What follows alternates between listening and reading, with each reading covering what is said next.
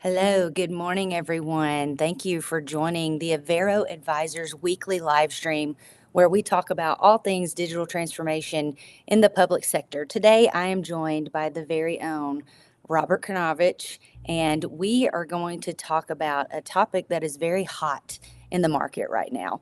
And that is, what is a realistic timeline for any digital transformation project? Lately, and Robert, correct me if I'm wrong, lately during any shortlist presentation or any conversation with a client, I feel like every year they ask us how we can do a readiness assessment in a shorter time frame. And it's like it's the same amount of work, right, for us, but how do we do it quicker? And do we have the resources to do it quicker? So I'm very excited about this topic today.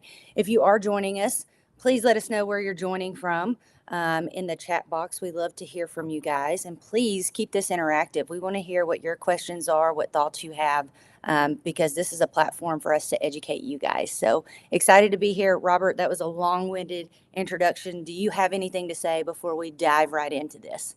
I do. Good morning, everyone. And this is a great topic because it's not actually the technology that's going to be limiting your timeline or dictating your timeline. And we'll dive into this in a little bit.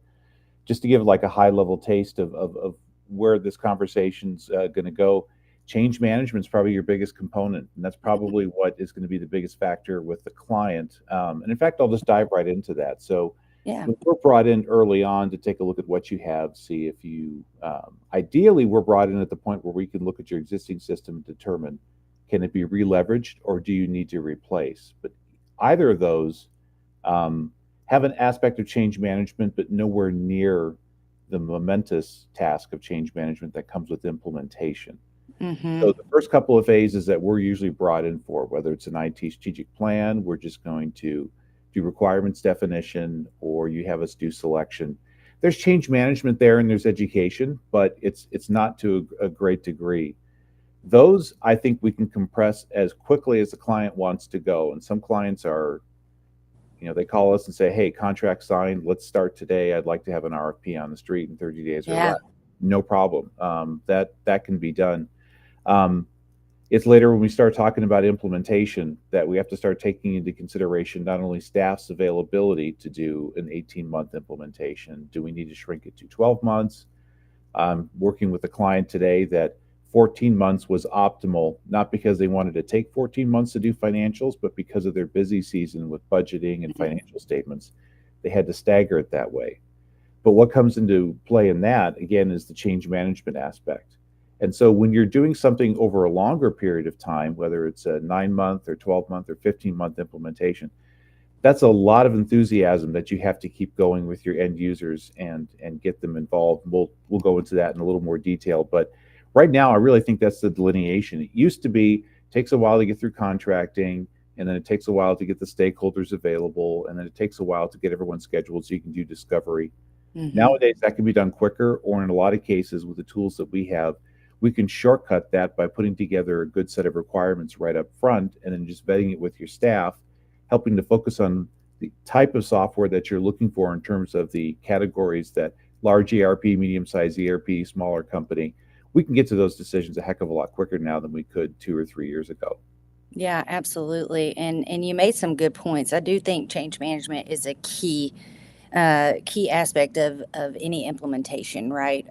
But I also think what clients have to realize is the level of involvement that they want from us. That's been a big key determining factor, right?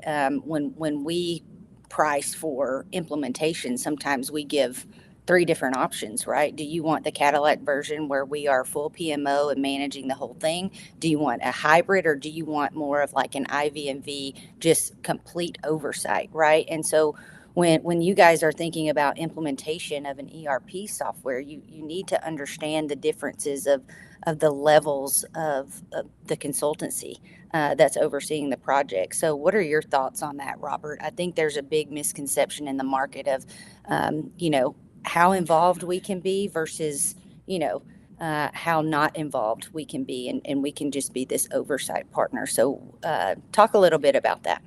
Yeah, so a lot of times clients don't actually know what they're going to need for implementation, and we're we're pretty honest with folks as well. You're not going to know exactly what you're going to need until you've selected and you've done contract negotiation. You can also, when you have your short list and you have your two or three finalists, you can probably get a pretty good indication then if we take the time to do that and really research that. But when you're 4 or 5 months away from that short list, it's Hmm. very difficult for the client to go, well, this is exactly what I want. This is what I'm looking for with Avero. The baseline that they have to have with us is we're the ones taking you through discovery. We're taking you through selection. We're taking you through contract negotiations. We're taking you through requirements, definitions. I know what you need. I spent time with you as a client, so when we start going into implementation, it's a lot easier for us to marry our experience with our understanding with a client and hold the software vendors accountable, which is Hmm. the shortcut to what a lot of this is. It's you're going to spend a lot of money with a software company, much more than you're going to spend with us, That's right. on a system that has a lot of liability, that has a lot of political capital implications, has a lot of legacy implications for a lot of people. And you're placing a majority of the risk with this software vendor and this implementer. Um, Someone has to be there to keep them on track every day to go, oh, okay, they want to tell us that you're going to need more money in this particular area because you need to delay go live by a month. That may be true, but I need them to prove to me where their cost suddenly means $300,000 just to delay go live for a month. And the software vendors, again, I beat up on software vendors quite a bit, but again, their path is of least resistance. They just want to get their resources on the project, churn and burn, get it implemented, and then move on to the next client. That's how they make their money. Hmm. So delays, they like to automatically talk about costs, which is not an unreasonable thing to do, but it needs to be a fair cost, and it can't just be, throw a number out there like $300,000 just to delay a go live. And again, Right. I always go back to shared fate. I like sharing the fate of my clients. That's I'm right. there to make the client successful. If the client's not successful, then Avero is not successful, and it doesn't matter. So then I have to be truly invested in their particular fate. Software companies don't necessarily share that same fate as well. They're concerned with protecting their liability and their Mhm. financial situation, which again is a normal part of being business. But in our case specifically, I'm there to be your advocate. I'm there to make sure that what you're paying for gets delivered properly, that there are no surprises, and that you come out with the goal you were looking for from the very beginning. I don't want to retire from this organization until I leave it in much better shape than it was on this existing system. Things like that. My Right. goal is to help protect all those goals with you as well as the financial and the liability aspects. Yep, yep. No, you make a great point, and I love that you brought up our vendor friends. We really we're not trying to throw you guys under the bus. We love you guys. We love the relationships that we've built with you all. I think one of the biggest challenges we have when we're talking about implementation is, especially if we're responding to an RFP or trying to build out a scope of work before we've even been, on site with the client until we really know. One of the biggest misconceptions is, um, implementation in terms of what it's going to take resource wise, because we haven't even gotten to that point yet. They don't know which vendor they're going to choose. And we have to include caveats in our budgets and timelines that say, hey, this all depends on what the vendor is going to do, right? And can you walk us through that, Robert, and why that's so important and why we can't just, we can make assumptions, but it's hard to do. So talk about that. Talk about knowing what the vendor's going to do and why that's important when building out a timeline or a budget for implementation. Yeah, so and what I spoke of earlier truly is the baseline of what Mhm. you need. So there are other things on top of it, as well as in some cases we're doing augmentation. We're also helping them button up their support on their current system because again, you're just because you're going to a new ERP system, you have to live with your existing one for at least another year once you make that Mhm. to go to the new one, and Right. sometimes even longer. And then you got to figure out data conversion, which is another area that we know pretty well what the vendors are going to offer, what price tag they're going to put in front of you, and so we head off those conversations as early as possible so that the client has a good aspect in understanding of what they need with data conversion. Otherwise, vendors are going to go, okay, if you need 10 years, we can do that. That's going to be $2.5 million to do that conversion. So a lot of things that a lot of people would think you wait for the vendor to do, you can do with us. Chart of account discussions, public records retention, specifically what you're going to keep with your accounting data, the state of what that data is in. What are you going to do with that system once you convert to the new one? Are you going to keep the old system around for just data warehousing, or have it just available so that if there is some data that needs to be pulled there? It's almost like a security blanket. We've talked about this in other situations. People always think they need to bring over a lot more data than they actually do, but a lot of clients are always like, okay, I get it, we're not going to move it, we're not going to convert it and put it in the new system, but I need to know it's there, and I need to know that if the state comes and says, I need to see the contract on this teacher from 27 years ago, I'm going to be able to produce that some way, somehow, either in the old system or because the data in the old system is being stored and maintained someplace so that I can get that. So there's a lot of aspects that we know of, especially with contract negotiations now. We know vendors are going to push back very hard about their liability, and they're going to want to write the contract so that there almost is no liability by the software vendor. Right. And again, that's a normal part of doing business with folks, but that's also the area that's been the biggest sticking point in our last couple of negotiations. Price was secondary. The fact that the software vendor and the implementer they were working with, the one they had selected, seemed to be going, you know what, at the end of the day, I'm just going to delineate your liability from mine, and I'm going to make sure I'm protected. And I think legal departments mean to do that at software vendors. I don't think sales, support, and implementation means that, but that's how it comes across to the client in negotiations. So understanding the perspective the client's going to start with, having those conversations with our client before we go into negotiations and let them know, are you solid on your liability? What do you think you can take to your board, and what can you not take to your board? And let's just lay out a baseline of where we're going to start on these contract negotiations and get a lot of that done. So even before we start planning out implementation, there's tons of things that we know the vendor's going to do and is going to want to do and is not going to want to do, that we can start that conversation with the client early and get those answers. Yeah, let's talk about go live, right? This is something that we talk about all the time. You know, a lot of times our vendors like to set a go live date, and we encourage our clients to think from a holistic view and say, hey, what does go live mean to you and your organization? Does it mean that, you know, all the lights turn on and you know you have a power on for your solution, or does it mean that, you know, you're running checks in the new system, you're onboarding in the new system? You know, what does go live mean to you, and not letting your vendor determine what that means for you.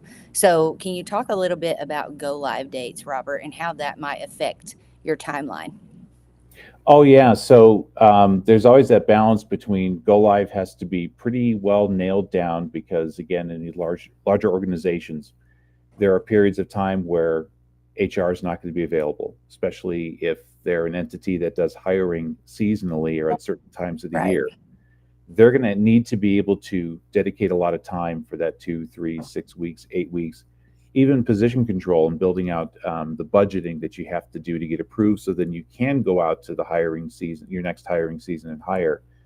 These are all day ranges that there's a compromise that has to be made. Either it's the client saying, no way you can have my staff for these 3 weeks. Or it's going to be the software vendor going, if we are going to be able to make it to UAT at this particular point, so the go live isn't threatened, I am going to need some of your staff time, but let me tell you what I'm going to need, and let's see if we can make that work out. So some cases that go live date is still a little soft, and it can be part of the planning process to figure out when exactly that's going to be. Other cases, we've walked into clients and they're like, no, end of the year, I have to be off the system. The support is done. It's run out. There's no one else that's going to do anything for it. And I can't live with an unsupported ERP system. I have to make a go live by 12/31 of the end of the year. Mm-hmm. So it's going to vary. And so, of course, the factors involved with that are going to vary to some degree as well. Mm-hmm. You're going to be able to stretch things out a little bit, look at the cost implication of doing that, Yeah. but then also making sure the client doesn't feel like we're going to lose momentum, and that we feel Right. like we're not going to lose momentum by turning a go live into 2 years down the road, which is That's right. that seems like an eternity when you're Hmm. dealing with a system that right now is not doing what you need it to do. So it's going to vary from client to client. And it's also going to be cost factor is usually the biggest one. We can give you Oh, yeah. lots of time to do the project, but it's going to cost you a lot more to do it. Hmm. And we have all these pressures from your staff, from the fact that your existing system doesn't work, that's going to go into play on those. So those conversations can be very straightforward. They can also be couched in a lot of nuance that we have to walk people through until we get the answer that we need and that makes Hmm. sense. And so that process, in some cases, on some projects, that's a continuing discussion on Yeah. go live is to what is actually going to be the definition of when you're ready to go, Hmm. and at what point is that actually going to make sense for you to do. Right, right. You touched on it a little bit, but let's talk about clients who we work with who their current systems have a sunset date, right? And so we're trying to do a lot of work again in a shorter time frame to combat that because maybe a client, wants to have a new system selected before their sunset date. Walk us through how we go about. Educating clients, helping clients define what the best approach is and how that may affect the overall timeline for implementation. Yeah, a lot of it is vetting the realities of that situation. Hmm. Your system might no longer have support by the end of the year, and diving into, okay, what does that mean? Is there an option of support there, but you declined to do it because of the cost, because you wanted to move to the new system as quickly as possible? Is this an absolutely drop dead date? There will be no customer support for your existing system past this particular date. Hmm. Even then, finding solutions. Are there other folks who are willing to support the system for 3 months, 6 months, 9 months, and just be able to keep it going for that period of time? Then that weighs into the decision of, okay, then let's go back to timeline. And is 9 months realistic to do an entire discovery, selection, Right. contract negotiation, and implementation? In most cases, no. No. Not always no, but in most cases, it's no. It can Hmm. be done, but you also have to look at the battleship that you're trying to steer. If this is a county government with 600, 700, 2,000, 3,000 employees, that's a heck of a lot of change management, Oh, and yeah. you're just not able to steer the ship that quickly in those cases. Some clients, if it's a subcomponent of ERP or it's a module in ERP and you're just replacing that particular system, yes, you can do that on a shorter timeline. But then that also invites the discussion of, do you want best of breed or do you want integrated ultimately for your Mhm. ERP? Because just solving this little piece of it now could make it more difficult for what you want to do with ERP later on down the road. So these That- are these are all the little nuance and caveat situations that get involved in these decisions. So, what would your advice be to that client who may have a sunset date approaching or in the near future? How do they go about planning for that, or what advice would you give to them? Make sure that those dates are real, and run that down. Just don't take someone's word for it. Of the software vendor said they're no longer going to support our current system, as of Q1 2026. And does that mean that the software vendor is still willing to support you, but you have to move to their SaaS environment and do a conversion there? Does that mean the software company is not going to support that particular brand anymore whatsoever? And make sure you know the details of that, because you need to know what your options are. And the options can include, like what I also said, there are other companies, there are third parties that would be willing to support that platform on a month by month or quarter by quarter basis if that's what you need to be able to plug the gap. Hmm. And especially, I would step back and ask yourself, is that the only thing that is driving my need to go live on this particular date? Hmm. And vet those and get your options on that. And you're probably going to have to reach out to someone, likely us, to help figure out what those options are. But again, I love handing out free advice. If that's on your mind and you need some firmer decisions or you need some clarity on that, just talking to us for an hour, we can walk you through a number of scenarios that will help determine, is that a real drop dead date, or is that a date that, yes, there's implications, but there's ways to overcome that and change that date, and then take a little bit of pressure off of your budget and your staff to have to do this immediately in this fiscal year. Yeah, yeah. The point is you have options, right? I think vendors a lot of times try to scare our clients into, hey, this is going away. you've got to do something now, right? But you do have options, and as Robert said, please reach out to us. We're happy to decipher through those options for you. So I'm going to go to the comments, Robert. Robert has is on site with the client, guys. So we're going to have to wrap this up shortly. So I want to make sure I get to the comments before we wrap up. And again, if you have questions after we do wrap up, please feel free to continue to comment. So Bent is joining us today. He says, "Hey, Robert, nice to see you again. My question is, what do you do when everything is running very smooth and we don't need modernization?" There's two. You need to retire because you become a dinosaur. Or two, you need to look at what all your vulnerabilities are because modernization, and especially the security aspect of modernization, really is carried from moment to moment. Because your public expectations honestly get carried from moment to moment. That's why you have an elected board that gets to react to what your public wants you to do and your citizens want you to do. They're the ones who are able to take this topic that a week ago no one even knew was going to be the leading topic at this public meeting, and they're able to go, you know what, we're going to address this. We're going to address this first and foremost during this meeting, and we're really going to vet this with the public who's here to find out more about this or be able to speak. So when you start to think, oh, good, we spent some money, we got some really interesting stuff, we got it all turned on, it looks really cool, I'm done here. Yeah. You're a dinosaur because your public's expectations evolve a lot quicker than what the technology does. So the modernization is a constant. It is. It's a constant drumbeat, and I think a lot of people just they know that. I think a lot of our clients, our sponsors especially, are savvy enough to know that. But then the question just becomes, well, then how the heck do I stay on top of that if I know it's going to be a continuing struggle or it's going to be a continuing project to keep modernization going? But it is. The moment you find one-time dollars, you buy a bunch of stuff, you turn it on, that's going to last you maybe a year and a half, and then it's going to age, and you're going to be right back where you were before when you were in the bust cycle of technology, when you couldn't get money, you couldn't get motivation from folks, and you have to be able to sustain a lot of this and see what makes sense for you financially and resource-wise going forward. Yeah, don't get complacent. Don't be a dinosaur. Things are constantly evolving and changing, and especially in the technology space. Just look at how quickly AI has what's the word I'm trying to say? I mean, we were just using chatbots, Oh yeah, leapfrog is the word I would use. Leapfrog, yes. It literally Sorry. leapfrogs over itself over the Yes. course of a day or a couple of weeks. Yes, absolutely. So Brian is joining us today, our newest member of the team. And RK, I'll let you sort of introduce Brian. But Brian says, I often find the selection process is a learning experience for the client, not just in terms of software vendors they're looking at, but also finding out realistically how engaged their team can be and what kind of commitment they're able to make throughout an implementation. And that will be one of the biggest factors in the timeline. Yeah, so Brian, super savvy project manager, and glad to have him on our team. And this question is another example as to why we love having Brian on the team, because yeah, he's exactly right. There's this aspect of ERP is not real until situations like this start to occur. And let me phrase that a little bit better.